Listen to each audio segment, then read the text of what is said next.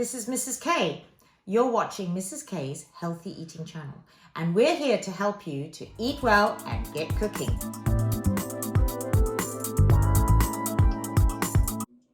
Welcome everyone to session 6 of our Eat Well Guide series. This is our last series, and as you can probably see, we have actually completed the Eat Well Guide. If you look at the Eat Well Guide that's going to pop up on your screen now, you're going to see that we've actually covered all the areas of the plate.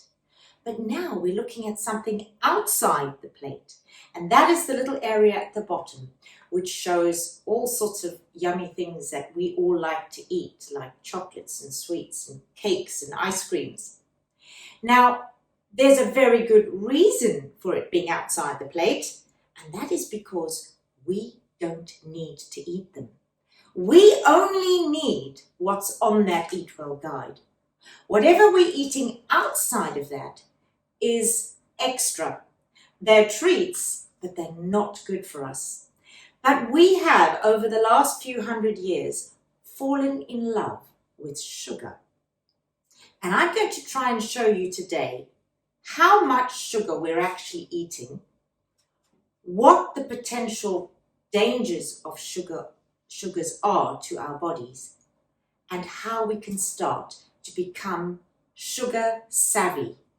And I'm going to use that word because I'm not saying that we can cut sugar out completely, because it's very difficult to do that. But what we can do is try to make good swaps and try to make better informed decisions about what we are eating and what we're feeding our families. Okay, so let's get started with looking at just a few things that we maybe eat on a regular basis and just see how much sugar there is in each thing. Now I'm going to use sugar cubes. Each sugar cube is equivalent of 1 teaspoon, which is equivalent to 5 grams. Now on all labels, all the nutrients are measured in grams. So we can read on labels to see how many grams of sugar there is in every product. Okay, now let's start with, let's say, having a cup of tea with some biscuits. I've got here some popular biscuits, some chocolate digestives. Now, of course, the bourbons, the custard creams, all those sorts of things will be fairly similar. Okay, so let's take 1 biscuit. How much sugar is there in 1 biscuit? Well, if we look at this label, you'll see that everything on this label is red. When you see red, and not all labels use the colors, but red means danger, it's too much. Now, it says here 1 biscuit contains 4.9 grams of sugar. So 1 digestive biscuit with chocolate contains 1 cube of sugar. You're probably not going to eat 1. You're probably going to have at least 2 biscuits with a cup of tea. And so you would be eating 2 cubes of sugar. If you have sugar in your tea, if you have 2 spoons in your tea, say for instance, you would be having, just with your little tea and biscuits, 4 cubes of sugar. Bit of a shock. Right, let's take a look at the next thing. Let's take a look at a healthier alternative to biscuits. A lot of us are trying to eat cereal bars because they are a healthier alternative. And because we're going to make flapjacks today in our practical lesson, I thought I would find a cereal bar that was very, very similar to a flapjack. So I found these, and these are, have a good advert, 100% whole grain oats. Now, mostly oats are all whole grain, and it's portrayed as a healthier alternative, which it is. It is definitely healthier than having a digestive because of the oats. And we know from our carbohydrate session that oats are a slow release energy and they are good soluble fiber. Okay, but let's have a look. how much sugar is there in this? Right, now there are 2 thin bars in each pack. So you don't necessarily have to have 2. It's really a good idea that they've given us 2. And this is what manufacturers are trying to do to help us to cut down on our sugars. In that you could just eat 1 and keep 1 for the next day. Right, in this pack of 2, there are 11.2 grams of sugar. So we are taking 2 cubes of sugar for that. Just over 2. It's just over 2 grams. So certainly a lot more healthy to have one of these than one of these. The only thing is, my only complaint with this is they use sugar. That sugar will be white sugar. And I'm going to show you later on in the program that it is better to eat unrefined sugars. So we're going to look at that. So that's why when we make flapjacks today ourselves, we're going to be able to use a better sugar. Right, let's put that to one side. Now, let's take ketchup. Ketchup is something that children eat an awful lot of. I know my grandson puts a lot of this with his fish fingers and his chips. So, how much sugar is there in ketchup? Right, if you look at your labels, and whenever you read your labels, go to the section that says carbohydrate, and then underneath carbohydrate, it usually says of which sugars. Now, if you look along and it says of which sugars per serving. Now, a serving of ketchup is a tablespoonful. So a large spoonful of ketchup. So probably a big squirt full of it. In each squirt, you will find 3.4 grams of sugar. Now, one little squirt of ketchup might be enough for some children, but often there's more than that. So you're looking at just under a teaspoon of sugar for each large spoon of ketchup. So quite easily you could add to your meal, which is healthy, like a cottage pie, you could add 1 or 2 teaspoons of sugar for each serving.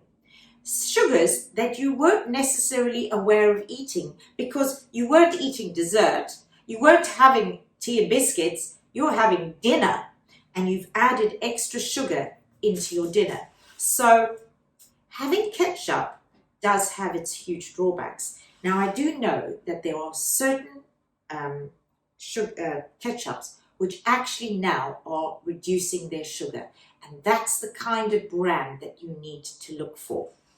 So let's put that aside. Now, baked beans. Baked beans are a wonderful food.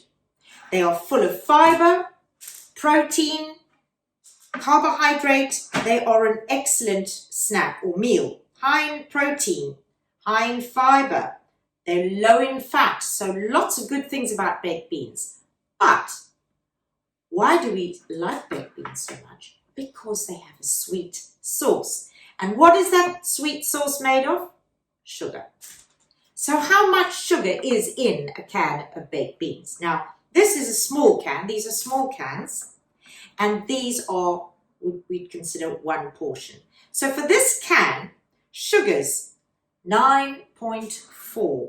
So we're basically looking at 2 cubes of sugar in 1 can, or 1 portion of baked beans. Now again, you're eating dinner, you're not having dessert, and you've put in 2. Now what happens if you're having beans with chicken nuggets and then you still have ketchup? You can see how much sugar you're adding into your meal without even intending to. So what can we do? Well, manufacturers are now becoming more aware that more and more of us are becoming sugar savvy. And this is an area where I hope the food industry is going to do more work, reducing the amount of sugar. They're doing a very good job at reducing the amount of salt, but we need, as consumers, to make sure that they're hearing us. We want the sugar reduced. And so baked beans, Heinz have produced a no added sugar baked bean. Now let's see how much sugar is in here. Of which sugars? 3 per can, 3.7 grams, 3.7. What was this one? This one was 9.4.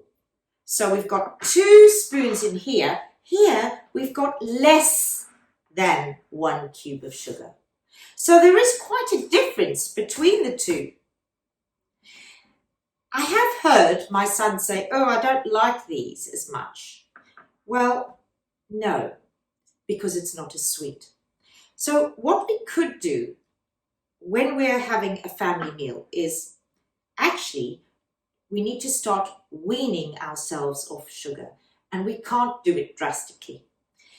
So the best way to do it, I would say, would be to mix the 2 cans for a while. Mix the 2 and then do it slowly. And then eventually, after a while, they won't notice that these are lower in sugar. Because to cut down sugar, you need to do it gradually. So bit by bit, we need to become sugar savvy. Okay, so that's in that. Now let's take our obvious. We all know that these are not good. But let's have a look actually anyway at how much sugar is in each one. So I've bought here snack size. These are just little bars. They're half-size bars. Okay, so it's just a little bar of Mars bar. Right, how many sugars in this small snack size bar? Well, there are 20 grams of sugar. So 1, 2, 3, 4.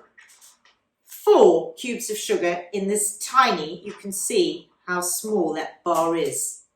So for a normal size bar, you're probably looking at 7 or 8 cubes of sugar. Now, say now you had a Mars bar and a Coke. Let's look at how much there is in a can of Coke.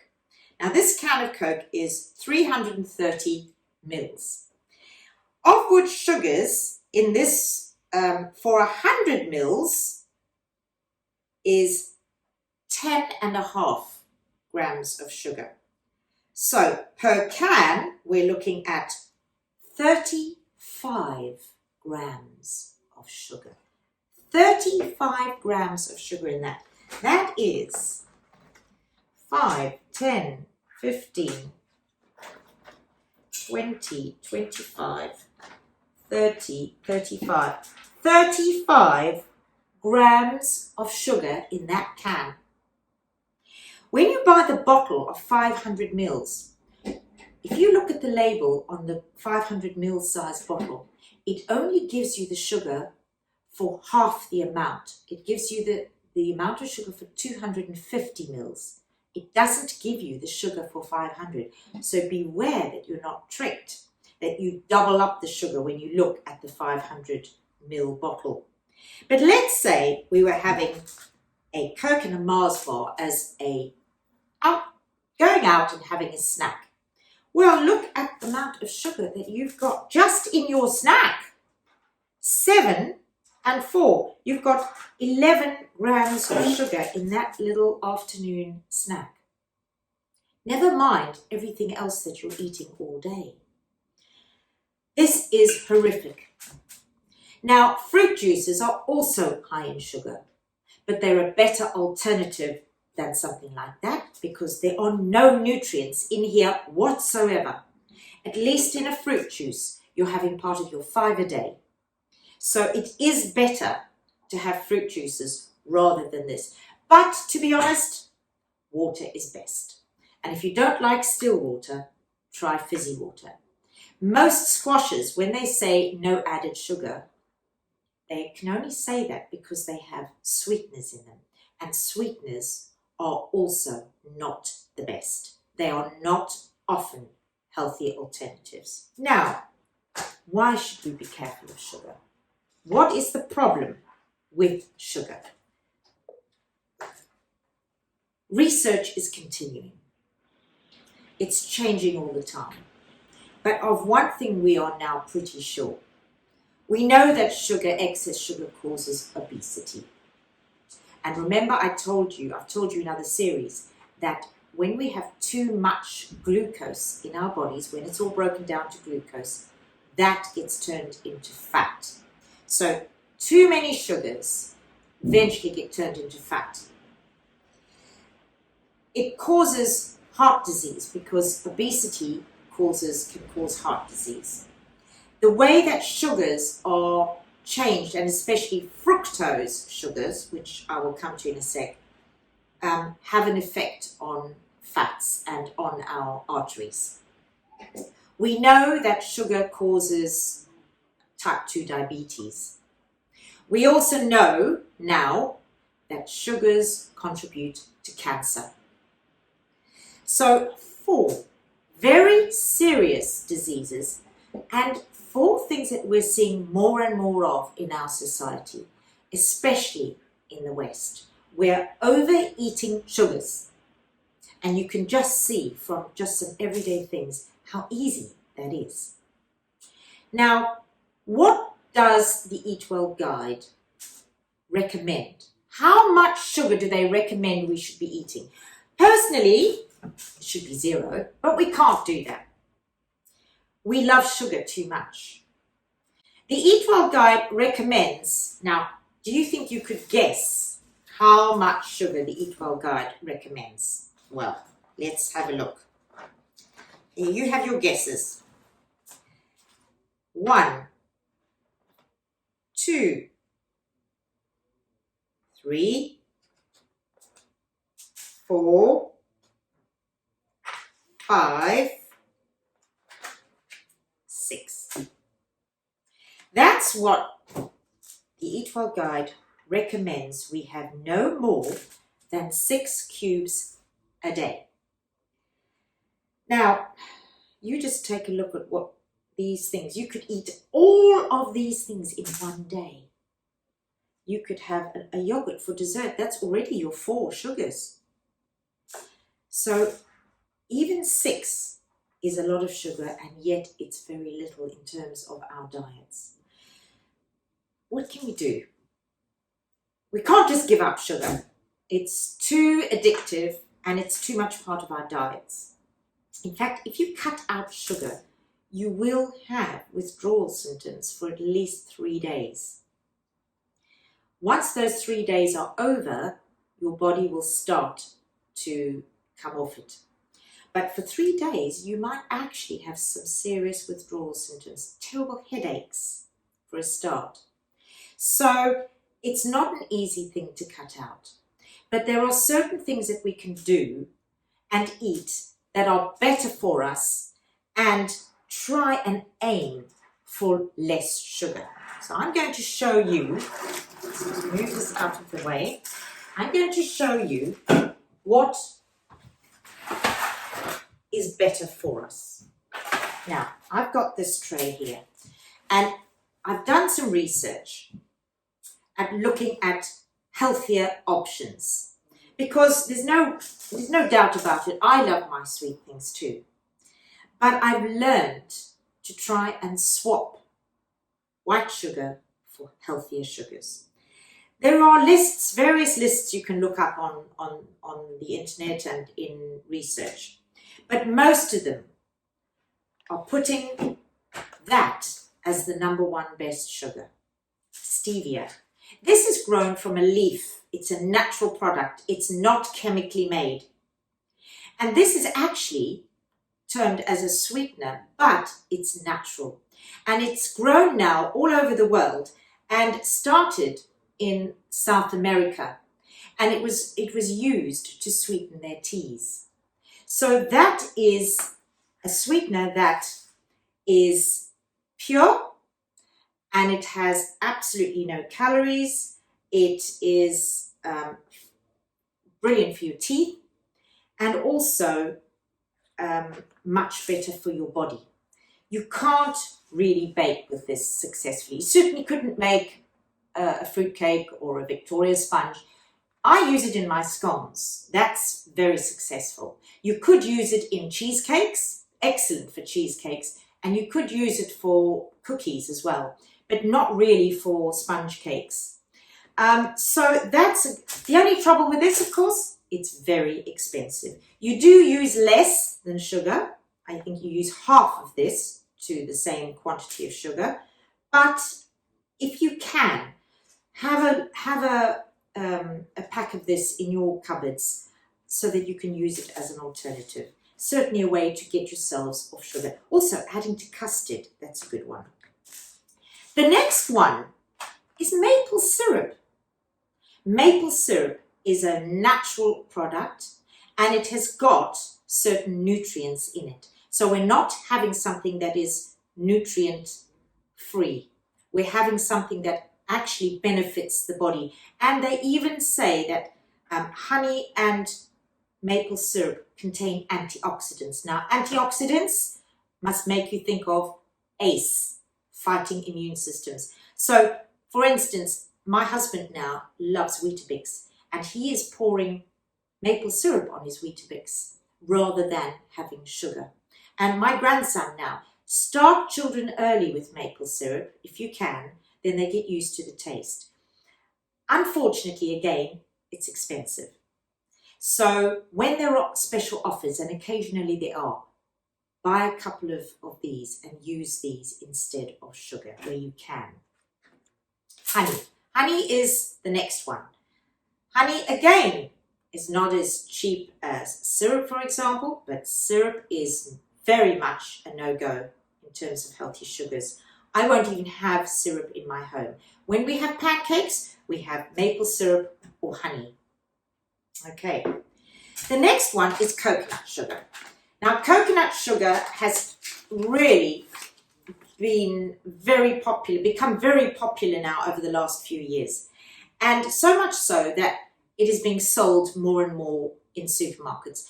I will say though, the supermarkets are still extremely expensive, but, and I hate to advertise, but Lidl are now selling this coconut sugar for a far more reasonable price. You can buy it online, but now the online prices are fairly similar to what Lidl are selling their coconut sugar for.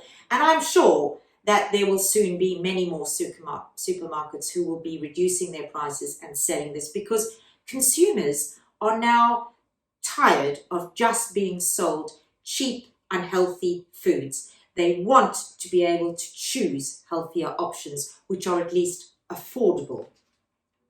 I use this in a lot of baking. I use this for my carrot cakes, my fruit cakes, my chocolate cakes. It is brown, as you can see, but so you couldn't use it in a Victoria sponge, but wherever the colour doesn't matter, I use this. In our flapjacks today, I will be using coconut sugar. I use it for all my cookies, all my flapjacks. So a really much healthier alternative than sugar.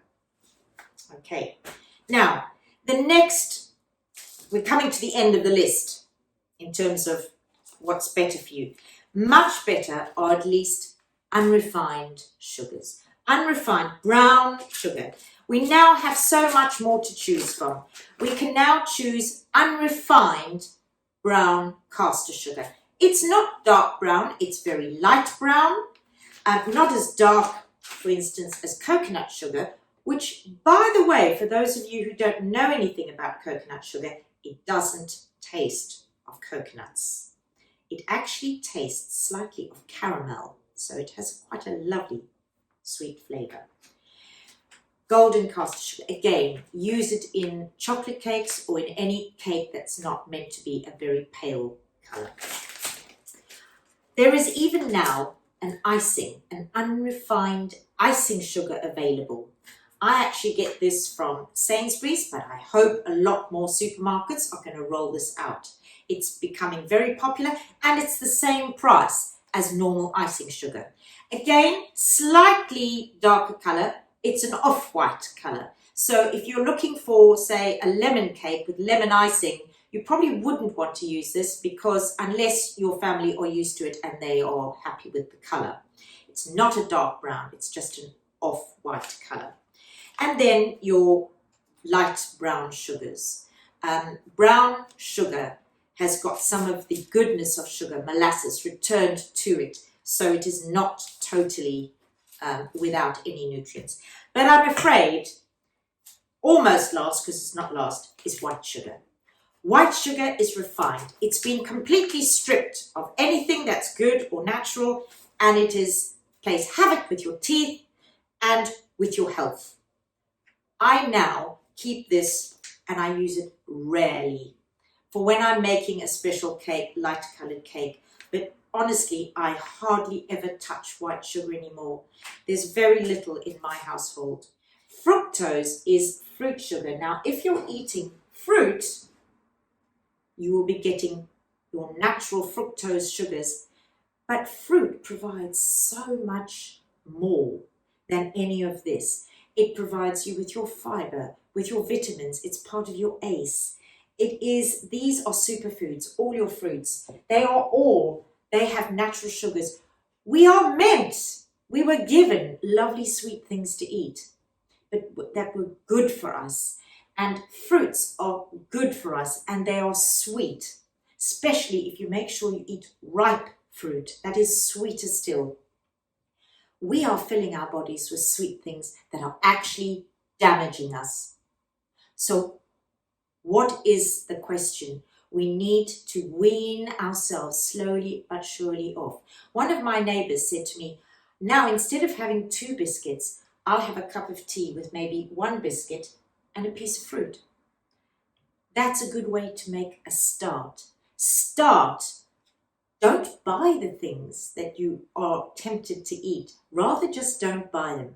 And when you bake with sugars that are better for us, better for your families. Okay, so I'm going to end now because we're going to now get ready to make our healthier flapjacks. Where we're going to use healthier sugars, and I'm going to show you how easy and simple it is, and you'll know that you're eating something that's better for you. So what is the main message? Sugar is not necessary for you. You don't need it. It's going to be too hard to cut it out completely. So try and use healthier alternatives and start cutting down. Start doing it slowly. It might take a year, but you know what? I did that. It reduced sugar jams now I buy. I can't even eat the normal jams anymore. They are too sweet. Over time, your taste buds become adapted. And now I can't eat the very sweet things from the supermarkets anymore or when I go out to a restaurant. I now am so conscious that things are sickly sweet. That's because I've weaned myself gradually off high sugar. So give it a go. I hope that you've learned something and that you'll be able to make these small changes. Look out on Instagram. I'll keep putting up ideas and tips for you to try and reduce your sugars. Thank you, and let's get ready for our practice.